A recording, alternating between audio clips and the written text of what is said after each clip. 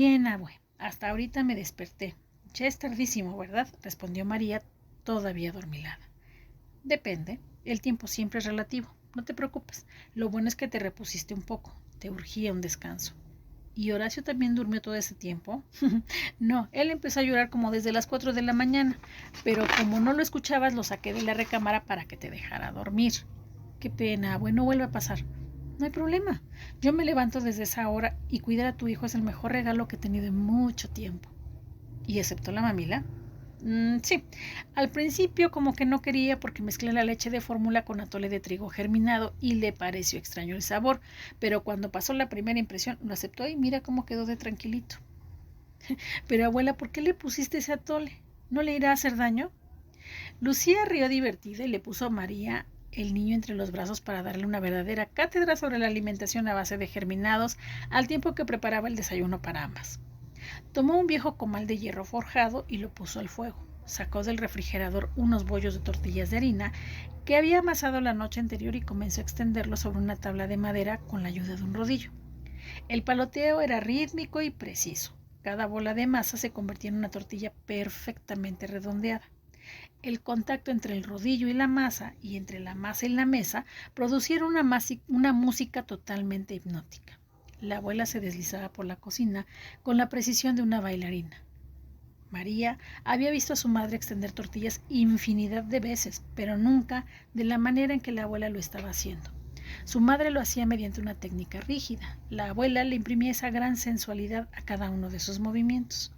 Acto seguido, las puso a cocer sobre el viejo comal al que no se le pegaba nada, pues se utilizaba solo para cocer las tortillas de harina y con el uso y el paso del tiempo se le había formado una capa protectora 1000 veces más poderosa que el mentado teflón que tanto se anuncia en los comerciales de la tele. Ese comal nunca se lavaba. Cuando se terminaba de utilizar se le limpiaba con un trozo de papel y listo. María gozó todo, la forma en que la abuela tomaba la tortilla cruda y la deslizaba delicadamente sobre el comal para realizar el ritual del cocido que consistía en 3 pasos. Colocar la tortilla, esperar unos segundos a que se formaran unas pequeñas burbujas en la superficie y en ese momento darle una vuelta y esperar a que se inflara. Y finalmente volver a girarla para que se dorara del lado en el que se estuvo unos segundos ante el contacto del calor.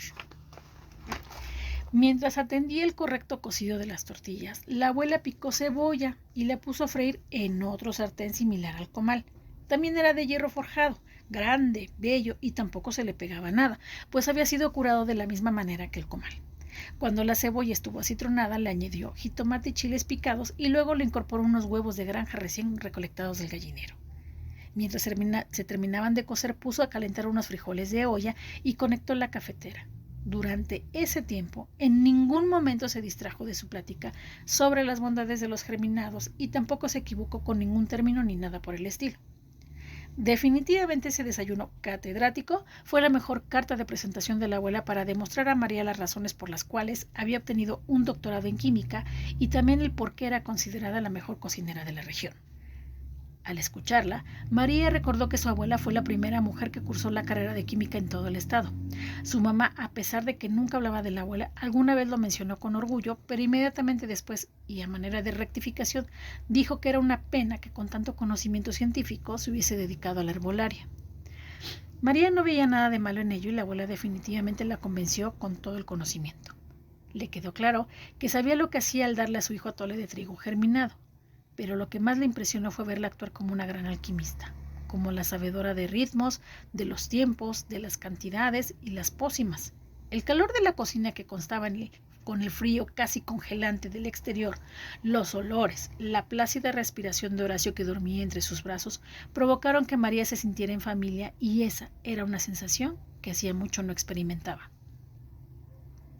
Se sintió como una niña pequeña a la que arropan y alimentan con amor, y una memoria escondida comenzó a aflorar en el fondo de su ser.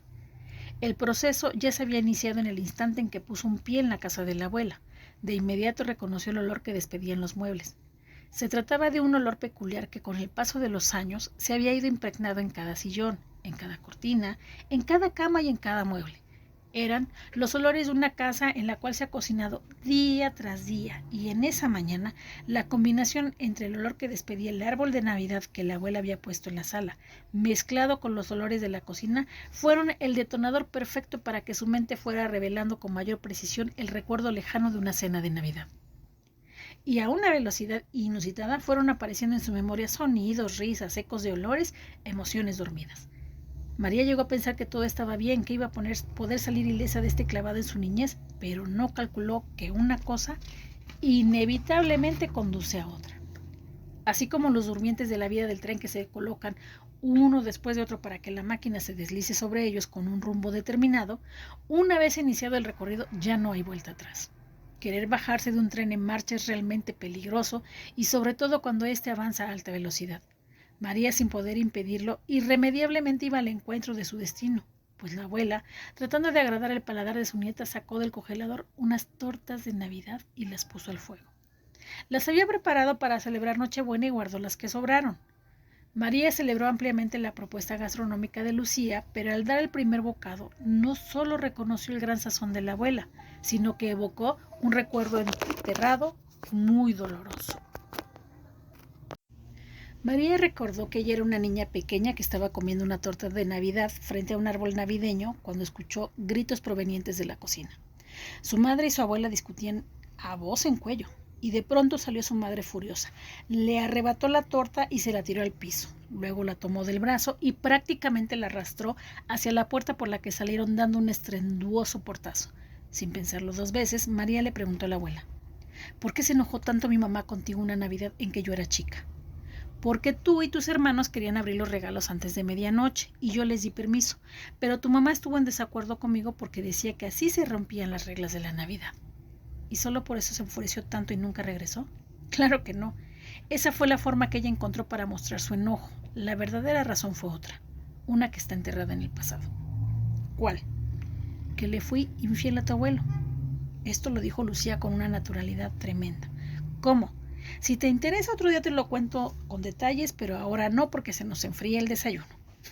María se quedó con la boca abierta y no sabía qué decir. Trató de continuar la conversación con la misma soltura. ¿Y cómo se le hace cuando alguien no te quiere perdonar?, preguntó. Lucía respondió: pues tienes que aprender a perdonarte tú misma, pero no es fácil. María se apreciaba de ser sincera y directa, pero la abuela decía: quítate que ahí te voy. La abuela confesó sus faltas así nomás, como si dijera: hace mucho frío o puede que nieve por la tarde.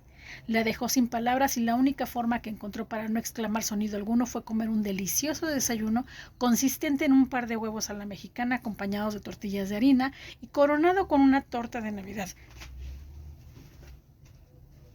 Mientras lo hacía, María pensó en Proust, en sus magdalenas, en la manera en que el pasado está íntimamente entrelazado con olores, con sabores. Bastó un solo bocado, una pequeña mordida a una inofensiva torta de Navidad para que María se viera arrastrada por una fuerza descomunal que estaba alineando de golpe datos, recuerdos e información. La mordida a la torta de Navidad coincidió exactamente en el momento en que Chencha hizo una entrada triunfal a la cocina llevando un antiguo Moisés en las manos. Era uno de esos que estuvieron de moda en el siglo pasado y que la abuela había ordenado que sacaran de la gran bodega de almacenamiento, a la que coloquialmente llamaban el cuarto de tiliches y trebejos, para que fuera utilizado este Moisés por Horacio cuando estuviera junto a ellas en la cocina.